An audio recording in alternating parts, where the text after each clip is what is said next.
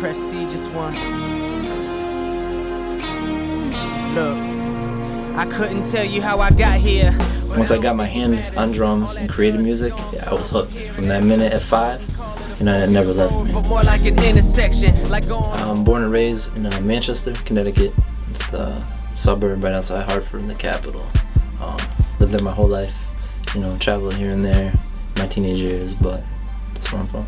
I started making music around 5 or 6 years old. I had a neighbor I grew up with whose father actually had a drum set in the basement. You know, I just every day come there after school, and I never got away from it. Did a lot of local music when I was a teenager, you know, played in bands, so I got experience with the stage at a young age. Like 12, I think I played my first show in front of a couple hundred people. I'm a very quiet, reserved person, but I feel a sense of comfort on the stage. You know, behind the drum set, it could be 5 or 50,000 people, and I'm not scared. So I grew up very heavy into punk rock. You know, I kind of transcended into hip hop when I was older, but my roots kind of lie with that. So a lot of rock drumming. I usually spend my nights in the studio. I'm definitely influenced by dreams and emotions, man. Like, I hate labels, you know what I mean? Because I feel like you paint yourself in a corner the minute you go, I'm a rock band, I'm an R&B singer, music is all about expression and art. Given, you know, with our economic situation, my mother, my father, they'll see me like, you know, doing all this traveling, these late nights. You know, sometimes you work for free, pro bono, you have to, in the beginning. You gotta pay your dues, and they see that as, oh, you're wasting your time. You need a job. That is my job. A normal day for me, I wake up about 8:30, 9 o'clock in the morning. I like to work out, you know, so I usually get a workout in early.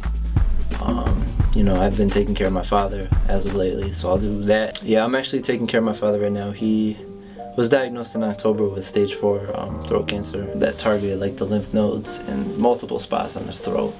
But yes, he was diagnosed in October, underwent you know, very extreme amount of chemotherapy. I guess I'm just finding out like the most dosage you could give to a human. He finished that. You know, the doctors are hopeful now. He's doing radiation. He's got about 3 weeks left on that. I mean, they're optimistic, but again, it's in God's hands, and I don't like to worry, and you know, worry lets in negativity, and if you trust God, you give your voice to Him, and what's gonna happen is gonna happen. He already knows. You know, He knew He was gonna get sick when he was 10 years old, so it's in His plan, and He's got to keep remembering that and just keep going.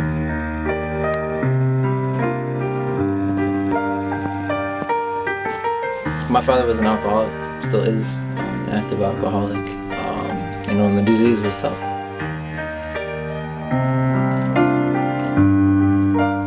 You know, nothing ever physical, but a lot of verbal abuse and a lot of yelling and screaming, fighting. So I'd be in my room, more reason to do music. You know, I'd go upstairs, throw my Walkman on, and just tune out everything. But I mean, he's still a good man, and the one thing I realized as I've gotten older, it's not the person, it's a disease. You know, I found that I needed to actually go out and talk to Beat with, so I went to Connecticut, you know, got him in the studio, tried to get his mind off of everything. Our relationship as brothers is far beyond this thing called music. You know, I met June at the seminar that he throws, the music seminar. Entered in the beat battle. He didn't know me from a hole in the wall. During the beat battle, there was this producer called Beat Wiz.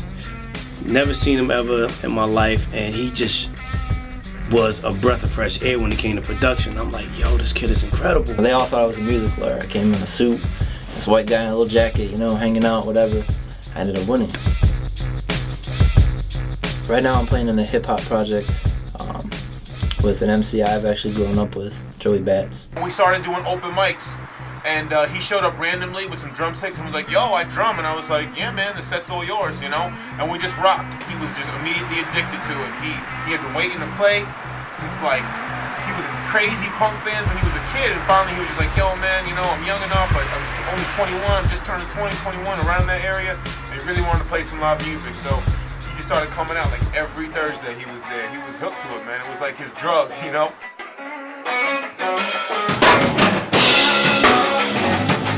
I started with like the Dillas, the Primos, you know, Ninth Wonders with the sample-based sound, but as I developed, you know, people like Ryan Leslie, like the ability to go in and play live instruments immediately registered with me. I'm thinking, I've been drumming my whole life. Why wouldn't I want to show people that I can fuse this into hip hop? I'll never lose my pride. So tell me, how can you walk in them when I done do my shoes inside?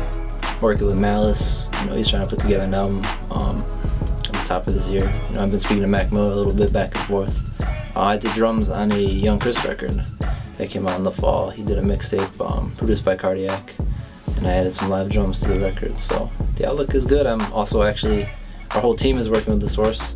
Jamming out with Beat Wiz Kid is incredible. You know, I'm the biggest James Brown fan ever, probably. And funky drummer, chops, syncopation, everything.